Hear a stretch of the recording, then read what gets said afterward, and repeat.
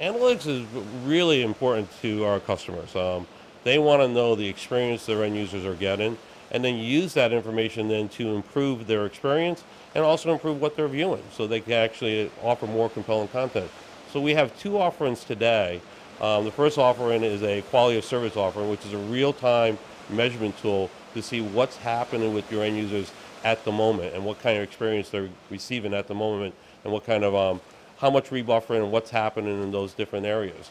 Then we also have a deeper tool called Media Analytics, which looks at the historic patterns of people viewing, what they saw, how long they watched, how long they engaged, when did they do it, what time of day. So again, it gives a lot of information to the broadcaster or the content owner on what to program and when to do different things.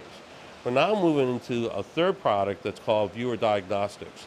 And this third product really is going to allow people, particularly who run subscription services, be able to actually link together session by session what people watch, what their experience are, and so on, so they can tie it right back into their CRM systems, so that if someone calls in and says, hey, I'm having an issue, we can go back and look at the last 20, 30 sessions and understand exactly why they're having a problem and how we might be able to potentially fix that. Again, our goal is to help improve end user experiences and make it better for the content owner and also the viewer so that they can engage with video over the internet. So I think our analytics are better for a couple reasons. We've been doing streaming now for over a decade. I've actually 14 years at Akamai. And so we really understand what's happening in that area. What happens is, in the way we're doing it today, which is very different than the way we used to do in the past, we used to just get server-side information. So today we take our server-side information and marry that with our client-side information.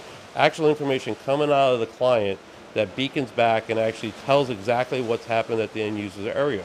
We can also look at that though and understand the reports that we're getting there and make judgments about what's the right report, because sometimes there are false positives that come out of those players. And so you have to be able to understand that, use your best practices, and really be able to give a good picture to the content owner about what's happening with their content.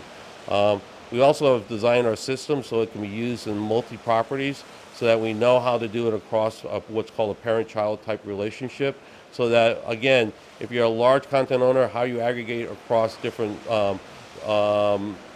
content, people who also distribute your content, so you have different channels that distribute your content. We can give you views on each channel, how it's working. If you have different distribution relationships, we can then tailor it to how those relationships work. So again, we provide a lot of flexibility and a lot of scalability to making this work better for people. So at IBC, as you know, we relaunched our product into the solar product line. We basically segmented the product into three pieces. We have Solar Sphere, which is our base delivery product and storage products.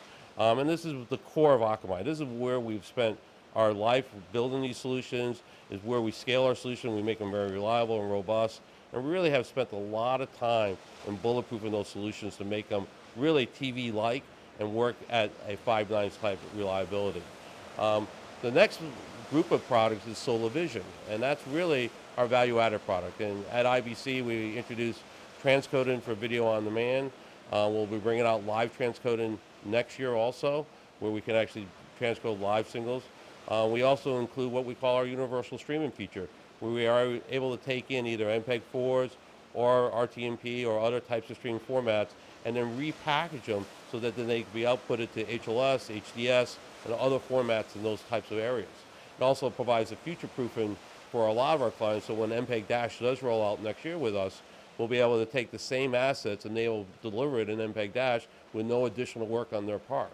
So again, how we package the different streams, how we actually transcode the streams, and how we report on that all comes out of the Solar Vision area. And then finally, the last product is Solar Analytics, which is the analytics product we talked about earlier.